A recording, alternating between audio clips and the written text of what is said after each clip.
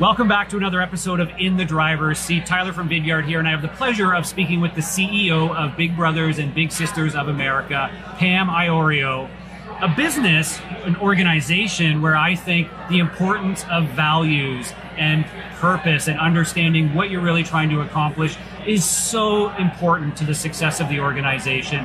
And we in the B2B world can learn so much from how you guys do things. So Pam, would you mind talking a bit about your own experience and your own journey in joining Big Brothers and Big Sisters and how you think about the purpose of the organization? Absolutely. Great to be with you, Tyler. Thank you. It's great to be also in a 1978 Trans Am. Isn't this great? I graduated from high school in 1977. And so this is bringing back, I'm looking for the 8-track tape player. If there was an 8-track tape player playing Barry White, then I would have it all down pat. This is it. It all comes together. Look, Big Brothers Big Sisters is a federated system. So in your community, it is a separate 501c3, a separate nonprofit. They have their own governing board. They hire their CEO.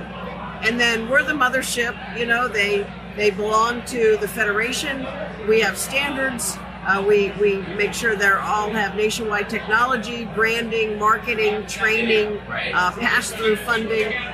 Now, Tyler, my previous life was actually in politics. Right. So I spent 3 decades in local office. And, I never thought in a million years I would be heading up Big Brothers, Big Sisters of America. It's been a phenomenal experience. These are the best people I've ever worked with. And the thing about it, though, is I actually think that having a life in politics was very beneficial. Right. Because as a federated model, one of your jobs is to build consensus with everyone all across the country. Right. So, you have New York City, Chicago, LA, right? But then you have medium-sized markets, and then you have the very small agencies that might only have a handful of employees and might be in a very remote part of the country, like the Upper Peninsula of Michigan. And, one of our jobs is to bring everyone together as one, and you really have to develop more of an esprit de corps that we're all in this together. We all have common language. We're helping each other. The ones that have some more resources can share with the ones that have fewer resources. And so I think having a background, Tyler, in politics, particularly local politics, which is really about bringing communities together, building consensus, has been very helpful for me in this role. Now, one of the things that I believe you did during your time or in transition in being a politician was you wrote a book called Straightforward Leadership. Right. And I would love to peel that back a little bit and just understand, what did you learn in those years in trying to bring people together? And what is the idea of straightforward leadership, and how is that important in what you do today? When I left the mayor's office, I thought, gosh, I have just witnessed so much in terms of different styles, different people, different ways of doing things, that I thought that I would just share my own perspective on what I've learned, and that's what I put in the book. I think it all begins with a concept that we're all work in progress, and I've learned that even in this current position that I'm in, that you first of all can never look at yourself as a fixed leader.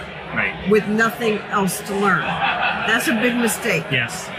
Any more than you can when you become a parent, say, I'm fixed in time. Yeah. Because as your family grows, you change with it, right? So you change yourself, and your style changes, and you learn, and you make mistakes, and you grow from it. Same too when you lead an organization. In fact, if I were to write that book today, which, I wrote it in 2011, 2012, I'd have a whole lot more chapters to it. Right. Okay? I really would.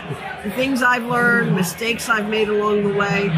So I think the first thing is that you really have to be self-reflective. You have to be a person that is willing to question your assumptions and to admit when you've made a misstep and just vow to be better. And I think that is very, very important element to leadership.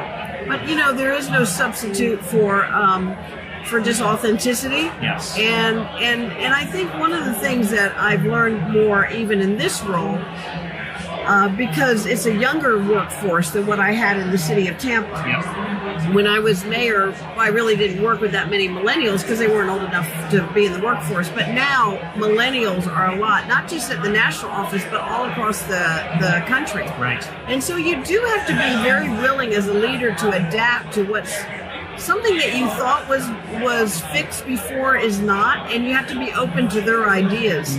That involves letting go of a certain amount of control. And I think that can be very difficult for people who are older, and I put myself in that category because I am older. I'm sitting in a 1978 Trans Am, and I'm saying, oh, I remember driving in this, all right? Well, obviously, I'm dating myself, but you do have to constantly think of what the younger generation is doing and being willing to change with that generation. Yeah, it's interesting. I've found the same thing in my world and in folks that I've been working with. Even in the last 5, 6, 7 years, changing dynamic in the culture within many organizations, and we have a lot of young folks who are coming in out of school, particularly in our sales team and some of the other roles related. And the way that I've seen they approach business, and I think it's a big theme of this conference, which is actually quite inspiring, is that they certainly feel that they want to give more, and they want to be a part of something that has greater meaning. That's right. And the importance of having a core set of values, but really living by them, right? Yes. And I think that's where a big change has happened in the last 10, 20 years, where companies have always had their values and their mission, and it tends to be a top level of the organization, and it's often sometimes lip service, really. Right. But I found more and more organizations, and such a theme of the conversation at this event is around that, truly being a part of the values that you espouse, thinking about creative ways to give back and live those values. And we now have more ways to do that as organizations, in some ways thanks to technology. Yes. And I've also found that, so how is it helpful to even have a person with my life experiences heading up an organization? I mean, what value do you actually provide? And I think you do add the value of perspective. Mm-hmm. For example, I think one of the things I've learned very much in life is the importance of resiliency.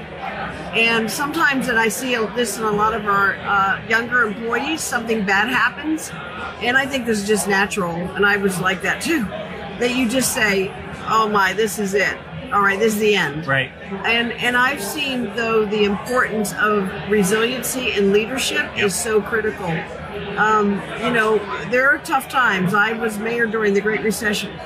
I was mayor during a time when we lost 4 police officers in the line of duty. Right. Very tragic circumstances. And at the time, things are so bleak, right? You have time. I've had times in the organization I'm leading now where, things didn't look very good. Things looked like, we were going off a cliff a little bit. But I've learned in life that you get up and you put that one foot in front of the next day, and you just keep on keeping on. That resiliency is so critical to ultimate success in life and being able to put things in perspective, because life is a series of peaks and valleys, and then a whole lot of stuff just in between. Right. And I think one of the things is to appreciate that in-between stuff. The in-between might not seem like the most interesting stuff in the world, but normalcy is a good thing. Yeah. Just, stuff without drama is good, right?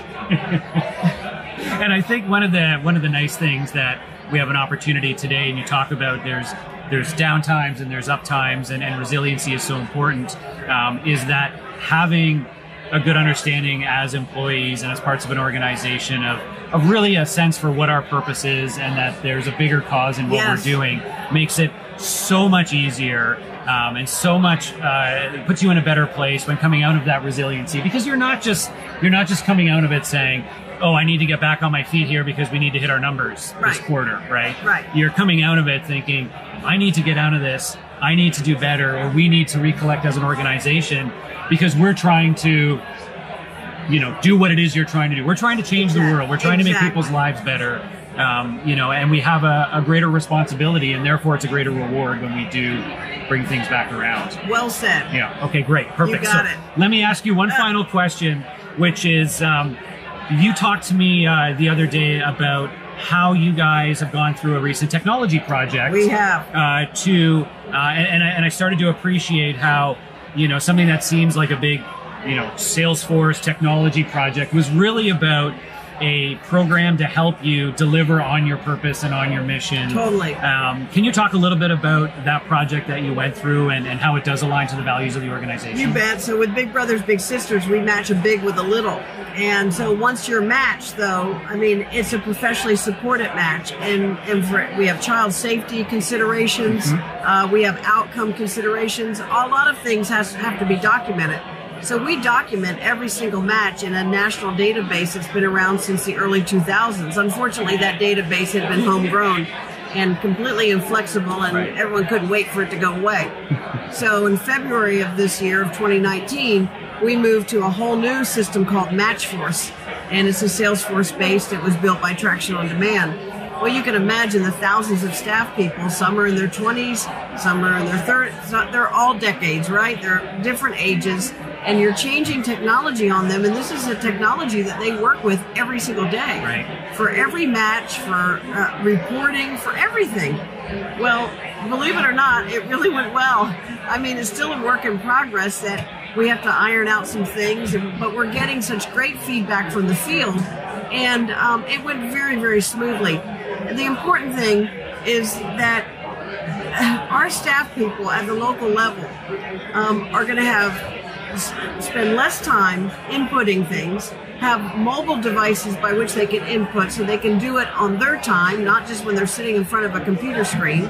We're going to make life better for them and save them time so they can focus on the things that are really important. And then the next level is to have a big portal so that the big brother, big sister can access and speak directly to their staff person to talk about the match, where they've been, what they've done, what issues they're having. Right. Here's the deal. We can serve more children with greater impact because we are finally in the 21st century of technology. Oh my goodness, the battery is low here, huh? It's all right, keep going, we're good. You sure? We're still driving down the road here. Driving down the road? We're just coming up to Whistler here in a moment, so. Yeah, it's time we stopped and why don't we go to a drive-in and get a milkshake, right? Ooh, That's I like the other that thing we idea. used to do in I like these that things. idea. Yes, these cars bring back great memories. But I love what the story you just told, because it really is a clear example of building technology both to help your employees, help your organization perform better. Yes. But more importantly, to deliver on that mission, on that purpose downstream of helping connect more littles with bigs, helping to create a better experience for them, helping to scale that and ultimately enable that experience that you need downstream, which I think many of us forget when we're implementing internal technology projects. We often think about, great, the products we're delivering externally need to live up to that, but how we build internal systems is a separate beast. And I think it's a good reminder that we need to create internal capabilities and processes and use technology in a way that can help us deliver on that end purpose. Totally. Whether it be an incredible customer experience, whether it's connecting littles with bigs, whether it's giving back to our community. So, kudos to you guys for making that investment and going through that change management process. We had a super team, I'm telling you, headed by our Chief Technology Officer, Jared Bell. Yeah. And couldn't have asked for a better, more dedicated team. Amazing. All right, we're going to pop the Journey 8-track into the player here. All right. We're going to grab a milkshake at the drive-thru and head on up here to Whistler. So thank you so much for joining me in the driver's seat here, I've Pam. enjoyed. That was wonderful. Thank you so much. And we'll see you on the next episode of In the Driver's Seat.